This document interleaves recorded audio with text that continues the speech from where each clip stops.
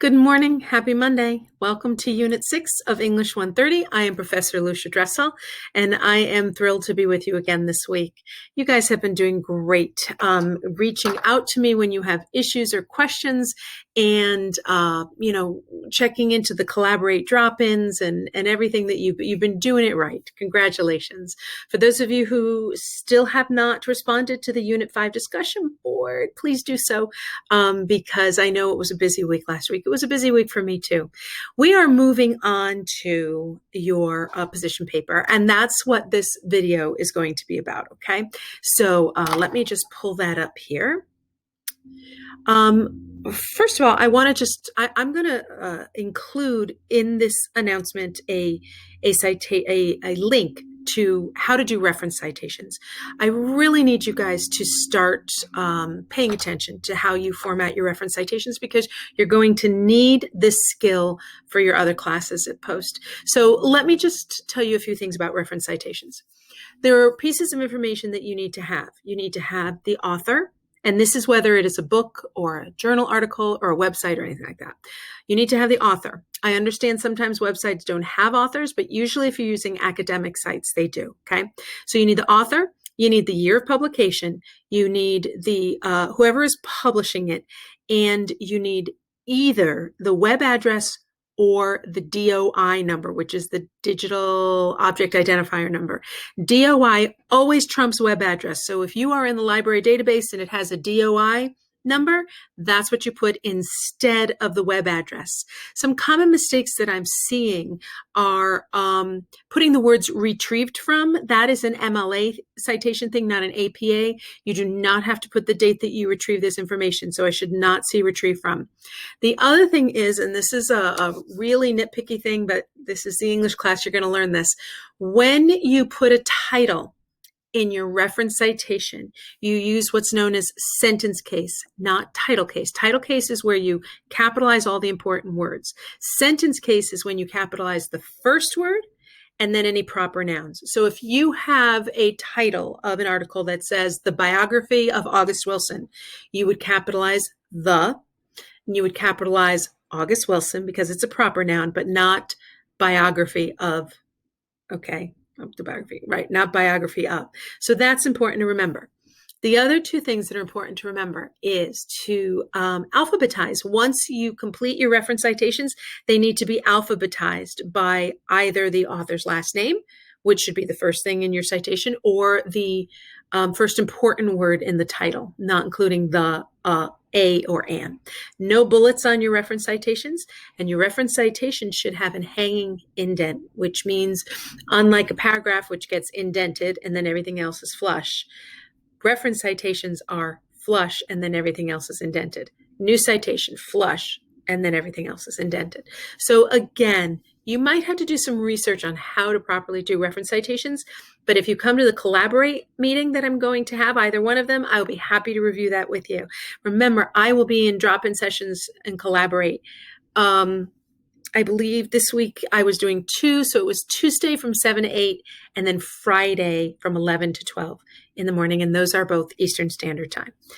Okay, so that's for reference citations. Let's take a look at your assignment. So your position paper is just that. You are taking a position. Up till now, you have done straight up research. I have not asked you to argue a point. I have not asked you to take a position on anything. But for right now, for this essay, you are going to take a position, which means the last sentence of your introduction paragraph needs to be a thesis.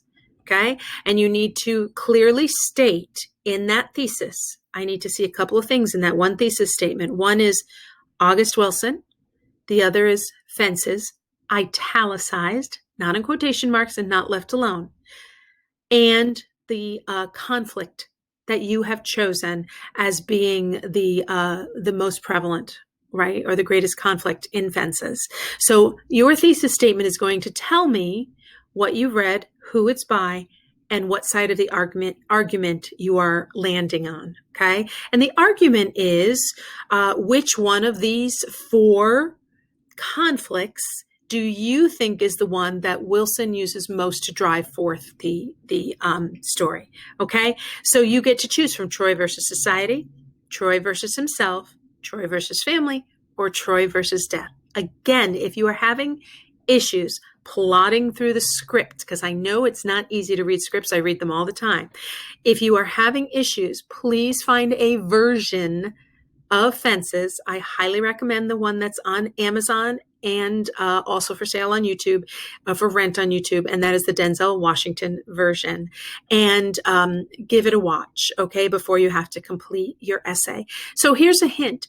There's no wrong answer in choosing one of these conflicts. They're all correct. They are all correct. You can choose one and fully support it. So how do you do that? Well, let me give you an example. Your essay should have an introduction. You should have 2 to 3 supports, and those are things that supports your choice of conflict. It really should have a counter argument paragraph, but I'm not holding you to that.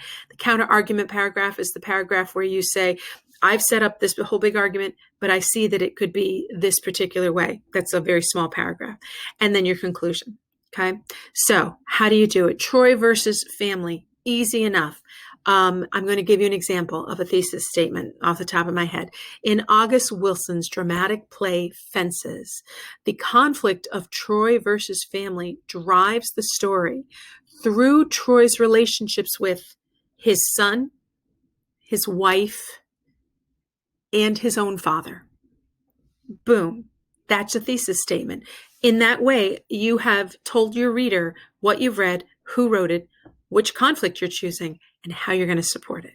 I hope that helps, that example of a thesis statement. Okay. Then, so you've outlined those 3 things. So those are your supporting. I don't say paragraphs, I say sections, because you could make it more than one paragraph if you wanted. So you create a section that shows the conflict of Troy with his son. And you add text support to that. Please, please, please, I'm begging you, don't forget your text support with citations. Then you have a supporting section about his relationship with his wife. And then you have a supporting section with his relationship with his own father. Okay. It's not that difficult. There's really a formula to this essay. So don't get all caught up with, I don't know what I'm doing, because there's a formula and I'm sharing it with you. Introduction with thesis, 3 supporting sections, conclusion. If you want to put that counter argument paragraph in there, that would be great, but I'm not requiring you to. Okay. It also requires that you have 3 outside sources. At some point in your essay, please introduce a citation from those outside resources. And you can use the 2 resources that you used for the last essay. So you don't have to find new resources, 3 whole new resources. These are really important tidbits for those of you who are paying attention to this video. So what else can I tell you? Some of you have been really lax about including in-text resources.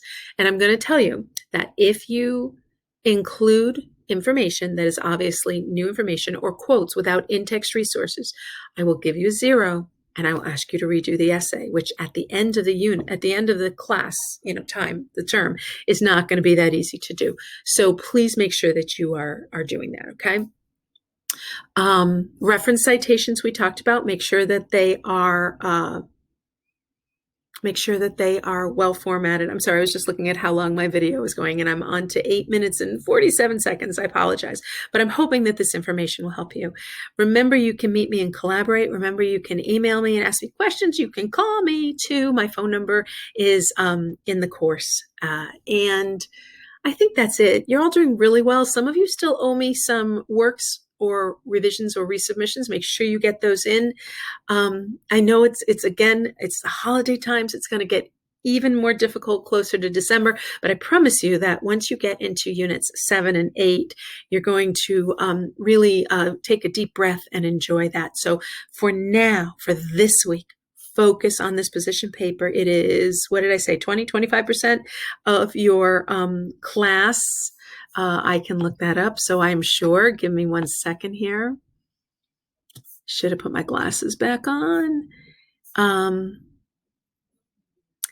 This essay is a research essay, position paper, 20% of your grade, which is quite a bit. And what that means is for those of you who have been struggling with a grade that you don't necessarily want to bump up, 20% is going to do that. All right, so really, really focus on this. Most of you have gotten the title page template down. Congratulations. Some of you are still being really stubborn and not using the proper title page format.